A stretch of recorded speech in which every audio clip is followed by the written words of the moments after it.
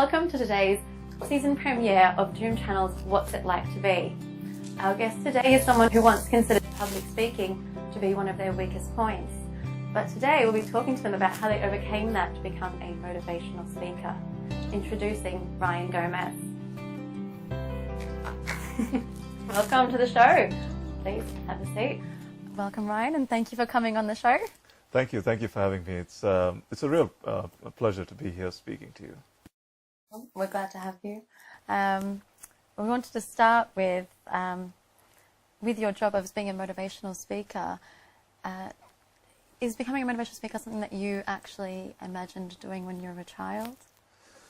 That's a really good question. That's not something I put myself out there to become a motivational speaker. 5-6 years ago, my life was totally different to what I'm doing right now. Mm-hmm. And but I've had a pretty troubled childhood when I was growing up. I've been in boarding school. Used to see my family for my mom and dad for maybe 2-3 weeks a year, and then coming home and then going back to boarding school. So I was 6 years old while I was put away from my parents.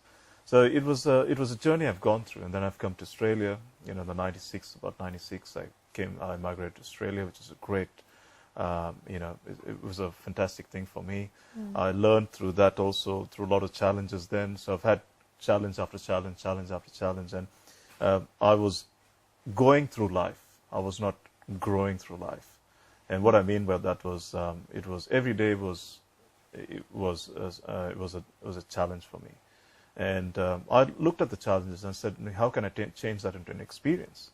And that's when 5-6 years ago, I changed a lot of things around me. And I said, I've got a message I want to communicate to my audience, to my listeners.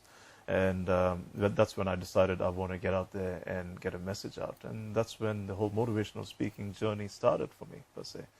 But I don't like to call myself a motivational speaker. It was more, I would like to call myself an inspirational speaker, let's put it this way. And why I say that is because I don't believe anyone can stand in front of an audience and motivate them.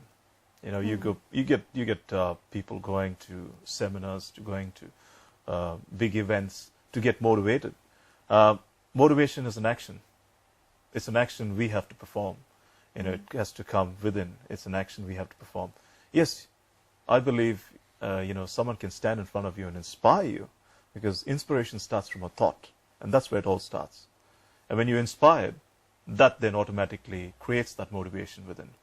And that's why I like to call myself an inspirational speaker. So I'm not here to motivate anyone, as a matter of fact. So it's just getting the message across, and through that delivery, that thought, then individually a person can get motivated. I believe, is it true that you once considered public speaking your weakest point? So how did you go from being someone who I guess were you terrified of public speaking? Absolutely. Public speaking, like I said, to be a motivational speaker, to be a public speaker was not something I aimed to do. It was not on my goals list, let's put it this way. When I first started off, to sit in front of yourself and just speak and communicate was the biggest challenge for me 5-6 years ago, like I said before. But I said to myself, I can either sit under a rock and do nothing about something, or get out there and challenge myself, get out there and learn to communicate with people, communicate one-on-one with people. And we go to functions, 6-7 years ago. I would be the one that's sitting in the corner of a room. Just didn't want to interact with people, didn't want to communicate with people, because I lacked the self-esteem, confidence. I didn't have the confidence to be able to speak to people, thinking I would say the wrong things.